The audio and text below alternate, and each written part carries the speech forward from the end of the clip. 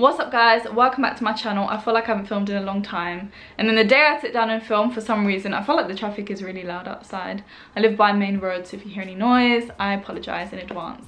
But as you can tell by the title, today I'm going to be talking about my Huawei P20 Pro and if I would recommend it or not.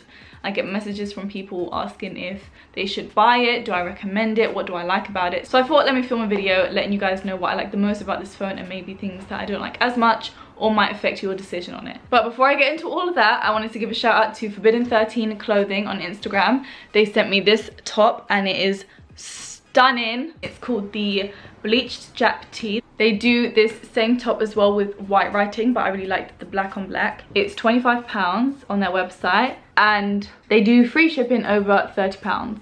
So speaking of Jap, I actually booked my tickets to Tokyo. I'm going next year in May and I can't wait. So I can rock my t-shirt there. And I actually downloaded this app, not sponsored, called Lingo Dear. And I'm learning Japanese a little bit every day, just so when I go to Tokyo I'm not completely lost. I have 7 months, so we'll see how well I do in the next 7 months. But anyway, before I get carried away talking about apps, I will talk about the things that I like the most about this phone and then things that I don't like and then my final thoughts. So the first thing that I like is the actual design of the phone. Whoop! So I got the twilight color and these fingerprints are just not it. So you kind of, I feel like you need a case on this phone, otherwise it's just gonna look so grubby by the end of the day. But it just feels like a really premium, strong phone. I love the design and they also brought out new colors and I love the white so much. It looks so classy. I always have a case on it anyway and people are like, oh, why do you cover the nice color? But I'm like, black just goes with everything and yeah, I can always take it off. So, yep. This is a Huawei official silicone case and then I put my pop socket on and I had to glue it on because you know, it don't stick. So quite annoying that, but what can you do? So yeah, the actual design of the phone, I love the notch. I know a lot of people don't like the notch, but I do quite like it. Also the fact that the fingerprint scanner is here. Obviously my past 2 phones, I had the S8 Plus and then the Note 8, it was both up here. I don't really mind whereabouts it is. I do kind of think that they could have just brought it down a little bit, but I understand it's for navigation and maybe they didn't want to be exactly like the iPhone, but I ain't mad, it works so fast, it is very responsive, and it's kind of easier when I have my pop socket on here rather than like trying to stretch, so I'm used to it now.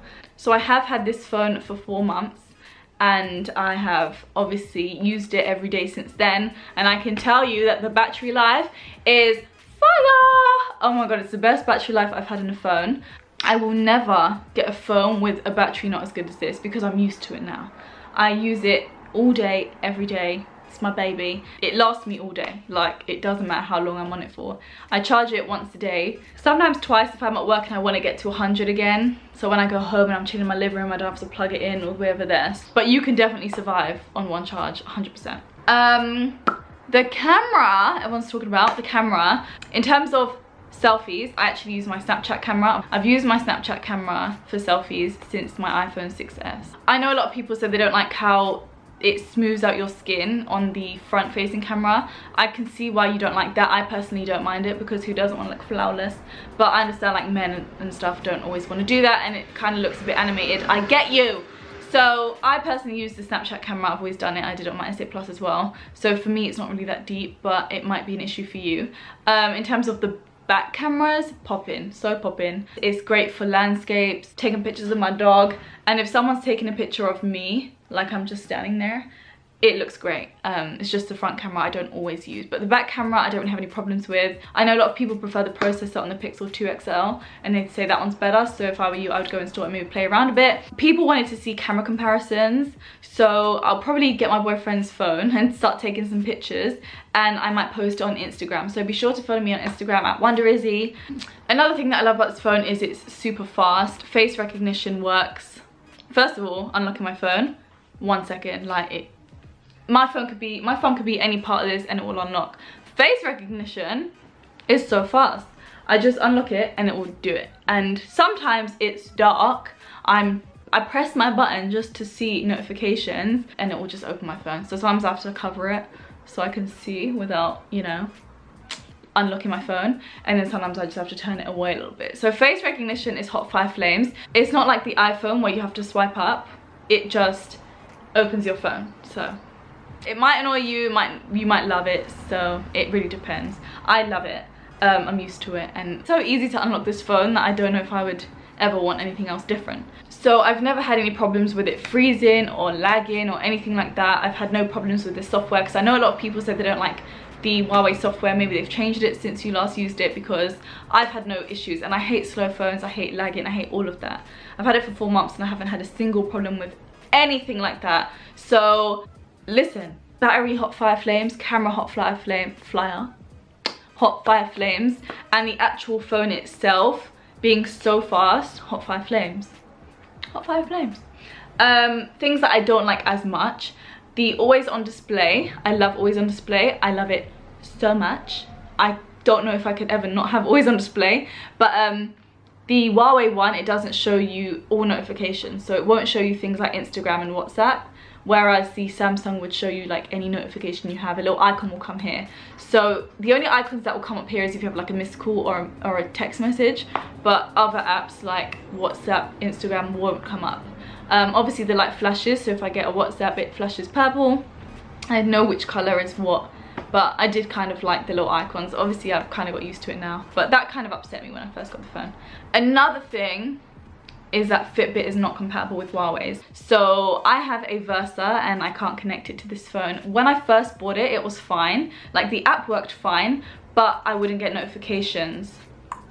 It wouldn't come through. It worked for a hot minute, and then it would be like restart your phone, and I can't keep restarting my phone. I realized obviously afterwards that it's because it's not compatible. So that's kind of annoying, because obviously who doesn't want their little notifications coming through if you have a Fitbit? But because I didn't do it with my Charge 2, it's not something that I used to have but don't have anymore. It's just something that I think would be really nice to have. So I've connected this to my iPhone, which is my work phone. So I get like work calls and texts coming through to here, and I obviously check it on that instead. I don't have the Fitbit app on here anymore. So if you have a Fitbit or want a Fitbit, that might really sway your opinion on this phone, and it kind of sucks. So if that was compatible, this would be so perfect, but something to think about if you have or want a Fitbit. Other things that I wanted to mention is that people are saying that there's not as many themes on the Huawei as opposed to Samsung. So if you're a huge theme lover, that might be something you want to look into before purchasing this phone. Me personally, I just do wallpapers and then I do icon packs. So I edit icons as and when I want, and then I change wallpapers. So I don't really do themes, so I can't really tell you further than that really. Another thing that I wanted to say was that 4K video capturing isn't stabilized, so if you want to shoot a lot of videos, this might not be the best phone for you. Things like vlogging might not work out too well. I did do the Amsterdam vlog with this phone alone, so if you want to check it out, I'll leave it below. Let me know your thoughts, and then you can see if you think the video is completely crap or it's not too bad. I obviously use my camera for filming, so for me it's not really a big deal, but it might be to you. So in terms of Instagram and Snapchat, they're both quite different. So Instagram will zoom in to fit someone's story in, so sometimes you'll see that a couple letters are like cropped off. If they've put like their wording in the corner, when Instagram zooms in a little bit, it will crop it off. Whereas Snapchat zooms out. So if my screen's bigger than yours, when you watch my story, it wants to fit my whole story in, so it will zoom out in order to fit the whole screen in, and then it will give you 2 black bars on the side. Because a lot of people are like, why do you have black bars on the side? And it's just because our screen sizes are different, so Snapchat is like zooming out to fit it all in. To me it's not that deep, but I'm sorry if it looks shit to you. To me, I can see my stories fine and everyone else's stories fine. You just might see my stories differently. So if that's an issue for you, then obviously don't get the phone. Another thing that I wanted to mention, because I was reading reviews about this phone and a couple people mentioned it as well, and I suffered the same when I first got this phone. So the keyboard, I wasn't used to it, so I would always press the home button instead of the space bar. As you can see, it's quite close. You can get rid of it as well, but I picked to keep it because I didn't get used to the button. So I have this as my home bar and my navigation thing. So sometimes I would press this instead of the space bar because I was so used to obviously my Samsung keyboard. So I saw a lot of people saying like, oh, they keep pressing the home button instead of the space bar, but I don't think that's really good enough reason to rate the phone lower, because it's not the phone's fault, you're just used to something else. Obviously after a while, like a couple of weeks, I got used to it and I don't ever press the home button by accident again, but it's just something your thumbs need to get used to. But I thought I'd mention it anyway because you might be like, what the hell, why is the spacebar like that? But it's not really a problem with the phone, it's just your thumbs. So that was pretty much everything that I got major questions about and everything that I wanted to touch base on. In terms of me having this phone, I've had this phone for 4 months, but please remember this is my only phone. I have an iPhone 6s which I use for work, but that's obviously not really on the same level as this. If it was an iPhone 10, I could give you more comparisons, but there's no phone for me to really compare this with. If you're someone that uses 4 different phones and you switch in and switch out, you could probably notice major differences between software and how things work and cameras.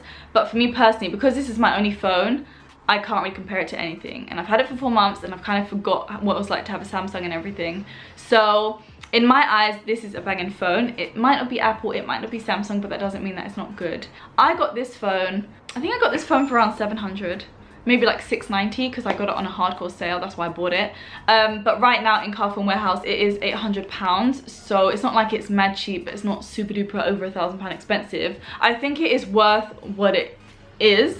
All in all, I do highly recommend this phone. Obviously, don't take my word for it. If I were you, I would go in store, play around with the camera, play around with the phone, see if you like it, and then make your decision then. But that was pretty much everything that I wanted to mention because those were the main questions that I got. If you have any further ones, of course, leave them below and I'll get back to you. And let me know what phone you guys are currently rocking or what phone you're waiting for. Are you waiting for the 3XL? Are you waiting next year for the S10? Let me know. And let me know what you think about the new iPhones as well, because I'm very interested to know you guys' thoughts. But yeah, I hope you guys enjoyed this video. If you did, don't forget to give it a big thumbs up, comment, subscribe, and I will see you guys in the next video. Bye!